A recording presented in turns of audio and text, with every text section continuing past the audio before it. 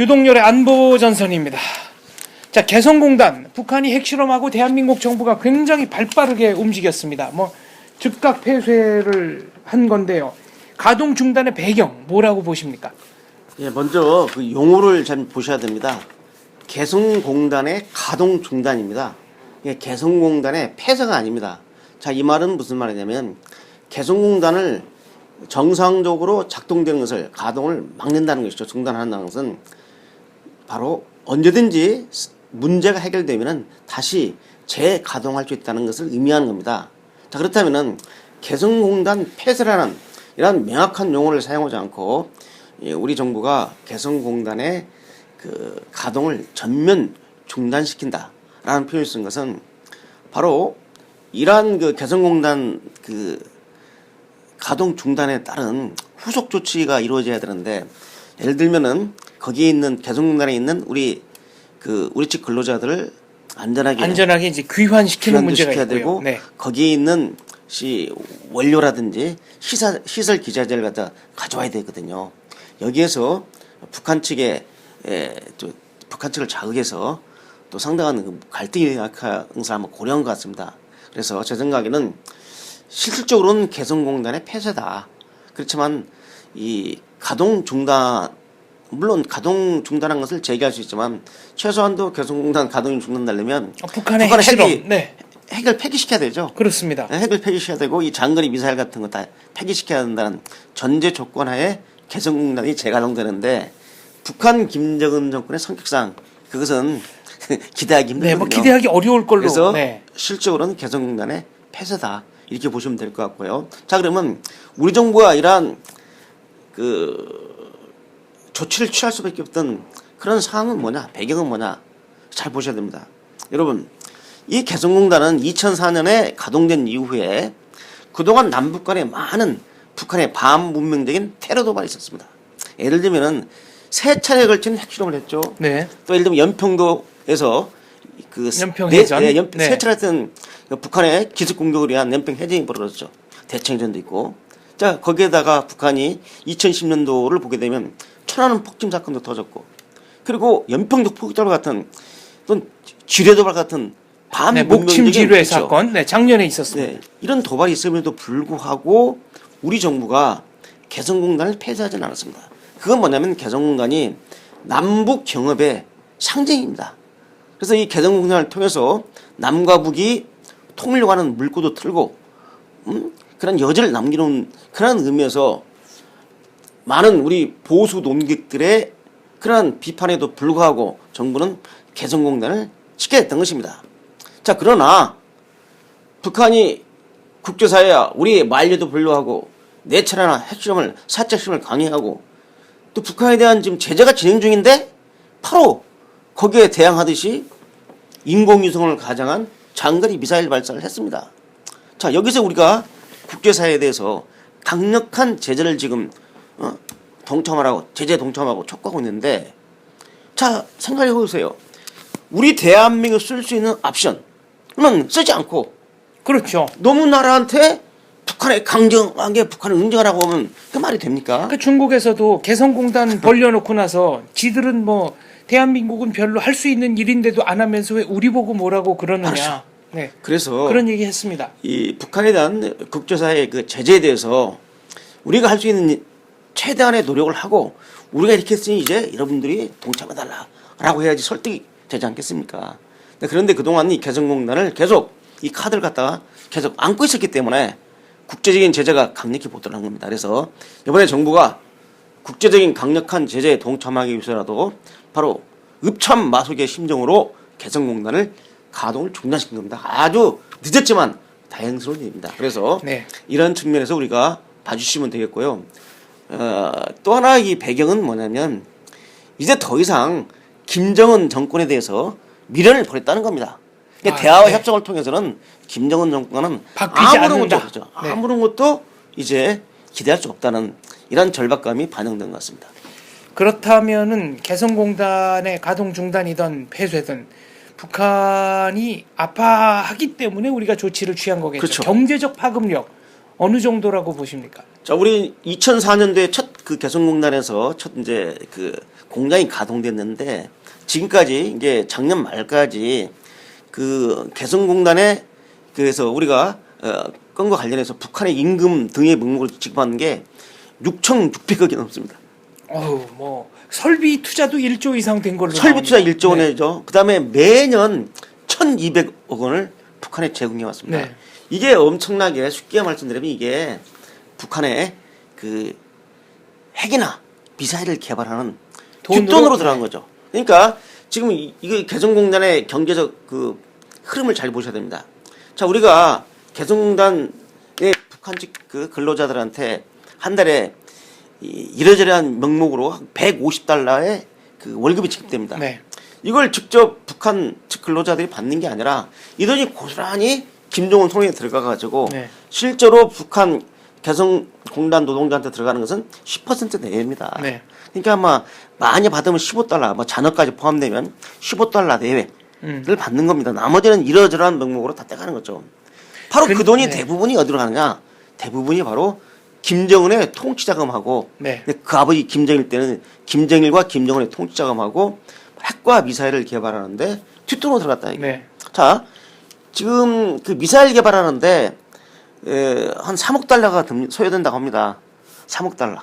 그 3억 달러 정도면 우리가 볼 때 한 3,200억 원 정도 되지 않겠습니까? 그 매년 개성공단에서 말하자면 네. 미사일 여러 발 만들어준 거죠. 그동안에. 그죠, 다 캐시로. 예. 현금은 달러로 줬기 때문에 이러한 이제 효과가 있는데 더 중요한 게 하나 있습니다. 지금 이게 이제 김정은 정권의 안정적인 자금원인데 여러분 말이 그렇지 1년에 1,200억 원이 북한에 들어가는데 네. 그게 적은 돈입니까? 1,200억 원이 엄청난 돈인데 어우, 그렇죠. 그 돈 가지고 국내에서 공장 만들어서 부리토끼하고 네. 우리 그 청년 실업 문제에 이 돈을 썼으면 엄청난 부가가치를 창출할 것인데 고마워지도 하지도 않는 도리어 핵이나 미사일이나 발사하고 천안은 폭침에 야기시키는 이 반문명적인 김정은 정권에게 이 돈을 준 겁니다. 아, 이거는 납득하기 어렵습니다. 네. 이건 누가 봐도 정당화될 수 없는 거죠. 그런데 북한이 뼈아픈 게 이제 안정적인 통치 자금이 안 들어온 데다가 네. 두 번째 중요한 것은 5만여 명의 이 북한 근로자들의 생계가 막막해졌습니다. 가족까지 치면은 뭐 북한은 5인 25만. 가족이나 20만에서 25만에서 30만 네, 명까지 30만. 예, 그 가족들이 쉽게 말하면 이제 직업이 먹고 살 길이 없는 거죠. 먹고 살 길이 없어진 없는 겁니다. 것이죠. 네. 거기다 이뿐만 아니라 바로 그동안 그 우리가 개성공단하고 또 그 전력을 가지고 개성시에 전기를 갖다가 송전해 줬거든. 네, 전력, 전기와 수도. 예. 네. 용수 수도까지. 문제. 예. 네. 엄청난 겁니다. 그 이제 끊어버리면 개성은 다시 그렇죠. 암흑의 도시가 암흑의 되는 겁니다. 거죠. 자, 그러면 이제 이 개성 주민들이 뭐라고 하겠습니까? 처음에는 미 제국주의하고 남조선 괴뢰들이 이렇게 도발이라고 하면서 분노하겠지만 내심으로는 이게 바로 김정은이가 핵이나 무모하게 핵이나 미사일 쏘고 이런 도발을 했기 때문에 된다는 것을 개성 주민들은 다 알고 있습니다. 그 눈으로 하늘을 가리는 거죠. 되겠습니까? 가려지지 않습니다. 그렇죠. 네. 자, 그건 뭘 의미하느냐? 바로 이게 개성 지역 주민들의 체제 불만으로 이어지고 이 체제 불만이 아무리 단속을 해도 북한이 전역에 확산되고 나면 바로 이 김정은 체제의 무모한 이런 도발이 어떠한 결과를 초래했는지 이건 지금 죽고 사는 문제입니다. 먹고 사는 문제이기 때문에 무슨 내재를 즐기는 문제가 차원이 아니거든요.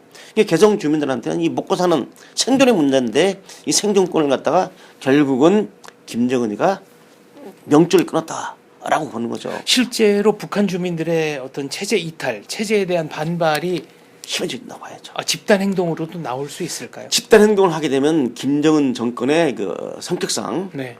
총각칼로 무자비하게 밟아버릴 겁니다. 그렇지만은 만약 이게 그 한계 상황이라면은 이제 걷잡을 수 없는 총각칼로 막을 수 없는 걷잡을 수 없는 사태가 벌어지면 그분이 민중폭동, 네. 주민폭동이 일어나는 거죠. 이러한 상황도 우리가 대비를 하고 있어야 된다. 그래서 네. 저는 이번에 아주 여러 가지 측면에서 이번에 이 개성공단 폐쇄는 정말 잘된 조치였다라고 판단이 됩니다. 입주 기업들의 피해 문제, 이것도 한번 짚어봐야 되겠습니다. 자, 지금 이 가장 아마 정부가 이 가동 중단하는 결정을 내릴 때 124개 입주 기업에 대한 기업의 그 소속된 근로자들이나 또 직원들의 생계 문제, 또 회사 그 공장이나 회사 자체의 존립 문제가 큰 걸림돌이 됐을 것 같은데 여러분 좀 크게 생각합시다. 지금 대한민국 5천여만 명의 우리 국민의 생존권이 달려 있고 대한민국의 국가 안보와 존립이 달려 있는 문제인데 개성공단에 입주한 124개 기업을 그들의 피해를 막자고 우리가 계속 반문명적인 김정은 정권에게 개성공단에서 현금을 갖다 바칠 필요는 없지 그것도 않습니까? 달러로. 그렇죠. 네. 국제 결제 수단인 달러로요. 124기업에 종사하는 이 그 근로자들이 대한민국 전체 국민의 0.001%도 안 됩니다. 그런 사람들의 생계를 위해서 대한민국 전체 국민이 희생을 하라. 이건 있을 수 없는 일이죠. 그렇습니다. 예. 네. 일부 이러한 아픔이 있지만 피해가 있을더라도 아니 그분들 뭐 또 보험이나 이런 걸로 해서 거의 손실 보전해 드린다면서요. 지금 90% 이상 손실이 되기 때문에 사실상 이분들이 개성공단에 들어갈 때부터 시작해서 초기 자본을 많이 썼다 그러는데 그 초기 자본도 이러저러한 지원금이라든지 보험이라든지 대출 이런 걸로 다 해준 겁니다. 사실상 자기 개인 돈 갖고 그 공장에 투자해서 초기부터 하신 분들은 별로 안 됩니다. 네, 별로 없는 걸로. 네. 예, 다 정부 자금 받아가지고 그 돈으로 땅 얻어받고 하고 공장 짓고 다 한 거죠. 사실상 이 개성공단 입주 기업인들한테는 정말 심각한 생계 문제가 될 수 있지만은 더 넓게 대한민국의 안보와 발전을 생각한다면 이 북한 김정은 정권이 언제까지 이렇게 인질로 남아가지고 볼모로 남아서 개성공단 문제를 가지고 우리가 허우적거려 해야 되겠습니까? 네. 이해를 하고 하나만 더 말씀드리겠습니다.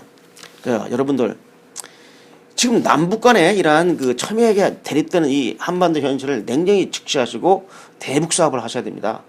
근데 대북 사업을 할 때는 언제든지 자기가 투자한 대북 사업이 북한 측에 의해서 또는 돌발적인 사태에 의해서 다 회수가 안 될 거라는 리스크를 감수하고 가는 거 아닙니까? 재산권 보장이 안 되니까요. 그걸 감수하고 들어가셨는데 자꾸 이걸 책임지라고 하면 되겠습니까? 이게 지금 우리가 기업의 논리로 볼 때 투자를 잘못하신 거죠. 하나만 더 말씀드릴게요. 전 세계적으로 지금 북한에 들어가서 휴대폰 사업하신 분, 또 유경호텔 건설 사업한 이집트 분들, 회사, 프랑스 회사, 심지어는 우방이라는 중국의 기업들이 들어가가지고 네. 북한에 가서 돈 벌어온 기업이 하나도 없습니다. 다 돈 날리고 재단권 다 날려버리고 이게 지금 이미 국제적으로 다 그냥 경험된 검증이 된 사실입니다. 건데. 네. 그런데 무모하게 뛰어들어가가지고 정보 탓만 하고 있으면 그게 설득력이 없지 않습니까? 특히 여러분들이 투자한 돈이라는 것들 이러저러한 명목으로 정부가 보존을 해줘서 네. 90% 정도를 보존해 가는데 이것도 안 된다고 하며 때를 쓰는 것은 정말 대한민국의 국민인지 무엇인지를 좀 정체성을 느끼게 합니다. 앞으로 조심하고 대북 사업 하세요. 자, 이른바 일부 정치인들 개성공단 폐쇄는 대악수다. 북한과의 최후의 대화 수단이 끊어지는 거다. 절대 해서는 안 되는 일을 했다. 이런 식으로 얘기들을 합니다. 예, 결론부터 말씀드리면 절대 해서는 안 될 일이 아니라 절대 안 할 일을 반드시 했어야 될 일을 반드시 이번에 했던 한 거다. 그렇죠. 네. 한 것이고 두 번째 이 북한과의 그런 마지막 끈을 놓쳤다고 그러는데 지금 이 끈을 끄는 게 누굽니까? 아니, 북한이 북한입니다. 그렇죠. 네. 민족적 입장에서 네. 평화와 북한이 우리하고 잘 지낸 게 아니라 각종 도발을 한 게 북한 아닙니까? 그렇습니다. 네. 그럼 이 원천적인 책임이 북한에 있는 건지 어떻게 우리 대한민국에 있는 겁니까? 뭐든지 왜 이분들은 무슨 일만 벌어지면 다 이게 대한민국 책임이라고 하는지 그 납득이 안 됩니다. 좀 또 특히 최근 언론에서 앞다투어 가지고 이 개성공단 피해 문제를 갖다가 집중 보도하고 있는데 정말 언론사들 이러한 보도 행태 과연 지금 누구를 위한 겁니까? 결국은 그러면 이런 걸로 도배질을 해서 기사를 도배질하고 언론이 도배질을 해서 개성공단 재가동하고 김정은한테 싹싹 빌리라는 소리입니까? 정말 정신 차려야 됩니다. 여기서 하나 의문이 드는 게 박근혜 정권 초창기에 북한이 이른바 박근혜 정권 길들이기를 한다고 자기들이 먼저 개성공단 폐쇄했던 적이 있습니다. 그렇죠. 예. 이때는 별 말씀들 안 하셨던 것 같아요. 제가 지금 말씀드린 것은 개성공단이 그렇게 중요하다면 북한이 폐쇄했을 때도 북한을 비난하고 비판했어야 맞는 거 아니에요? 그렇죠. 그렇기 때문에 지금 제가 생각을 해보니까 지금 개성공단 가동 중단을 반대하는 세력이 크게 세 부류입니다. 첫째는 북한을 추종하는 종북 세력들. 네. 두 번째는 햇볕론자들, 감상적인 햇볕론자하고 여기에 동조하는 일부 정치 세력들. 네. 세 번째는 입주기업. 입주기업은 당연하죠. 그 뭐 자기의 생존권이 생존권, 생계가 걸려 있으니까. 당연하게. 네. 그래서 이 세 번째는 이해를 하지만 첫 번째, 두 번째는 이해가 안 되는 겁니다. 이번에 이분들의 그 조국은 대한민국입니까 아니면 북한입니까? 좀 국제성을 가진 정책성을 가진 행동을 해주시기 바라고 언론들도 이 정부의 이 부득이한 조치에 대해서 좀 잘 설명을 하고 이해를 구하는 식으로 언론 보도를 해야지. 피해가 얼마다 피해가 얼마다. 지금 자꾸 피해액을 1조 원 잡는데 심지어 2조 원 잡는 건데 그거 정말 어떠한 근거에서 피해가 2조 원이라는 겁니까? 나는 이해가 안 됩니다. 뭐 왜 이렇게 피해를 갖다 부풀린 겁니까? 실제로 개성공단에서 1년 동안 총 생산하는 양이 얼마인데 1조 2조를 따지면 되겠습니까? 정확한 근거를 가지고 1조 2조니 정말 대한민국의 안보를 위해서 필요하다면 1조 2조라도 우리가 감수를 하는 게 맞지만은 네. 정당한 근거, 산출 근거를 가지고 얘기해야지 무조건 1조다 2조다 이런 천문학적 액수를 갖다가 피해기로 하면서 이제 1조 2조 피해 안 보려면 다시 개성공단 재가동하라는 겁니까? 그럼 핵무기 만들라는 얘기. 핵무기 만들어줘 네, 죽든 내주라는 겁니까? 네. 정말 정신 차리세요 언론들. 자, 향후 전망에 대해서 여쭈어 보지 않을 수 없습니다. 북한의 대응 어떻게 될 것 같습니까? 자, 북한은 아파하기는 합니까? 지금 북한 매우 골치 아플 겁니다. 그런데 이 지금 문제는 뭐냐면 북한이 경제적 대응을 하는 것은 뭐냐면 할 수 있는 것은 개성공단에 있는 시설 기자들 갖다 동일 조치를 하고 네. 몰수하는 방식이 아마 최대치일 겁니다. 현실적으로. 그런데 이제 문제는 뭐냐면 북한이 이런 경제적인 몰수 조치 외에 할 수 있는 게 뭐냐? 가만히 안 있겠죠. 네. 북한의 그 황금 거위를 낳는 날이죠. 한국에 그렇죠. 황금알을 낳는 거위. 거인데 말이 안 나오네. 네. 황금알은 거인데. 뭐 계속 이게 황금 들어오는 거고. 네. 이 거위의 목을 졸라버렸기 때문에 문제는 뭐냐면 북한이 다른 측면에서 쉽게 말하면 대남 도발을 통해서 우리 측을 갖다가 압박하는. 예를 들면은 지금 북한이 천안함 방식이라든지 연평도 포격 도발 방식은 도발 원점이 노출되기 때문에 우리나 또 우리 한미 연합공조 군사역량이 가만히 안 놔줄 겁니다. 인정할 네. 겁니다. 따라서 북한이 이걸 알기 때문에 도발 원점을 회피하면서 우리 사회를 혼란시키고 이를 가중시킬 수 있는 가장 좋은 게 뭐냐? 바로 사이버 테러 같은 거는지 아니면은 네. 바로 후방 테러입니다.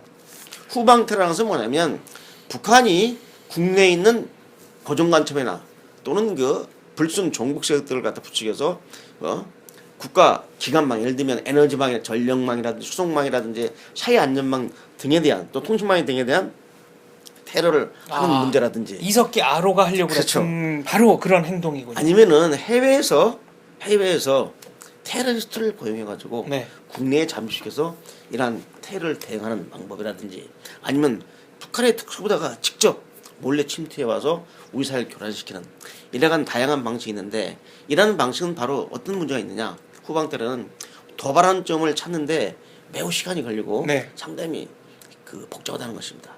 그래서 우리 사회를 혼란시킬 수 있는 여기에 대해서 우리 정부 당국이 상당히 지금 우려를 하고 있고 대비를 하고 있는 것으로 알고 있습니다. 예. 아무튼 북한은 개성공단에서 나오는 돈만큼의 돈을 뜯어낼 때까지는 이런 식의 후방 테러, 사이버 테러, 사회 교란을 계속 획책할 거다 이런 말씀이시죠. 그렇지만은 이러한 후방 테러를 한다고 해서 우리 대한민국 정부가 우리 대한민국 국민이 거기에 놀아나서 그걸 무서워해서 개성공단을 재가동하는 일은 결코 없을 것임을 분명히 해두고 이 김정은은 이제는 사태의 본질을 제대로 알아야 됩니다. 지금 이 핵과 미사일 개발 이러한 일련의 그 연이은 도발은 바로 김정은의 명조를 재촉하는 길이 된다는 것을 좀 깨우쳤으면 합니다. 알겠습니다. 김정은의 명운이 경각에 달린 것 같습니다. 감사합니다. 네.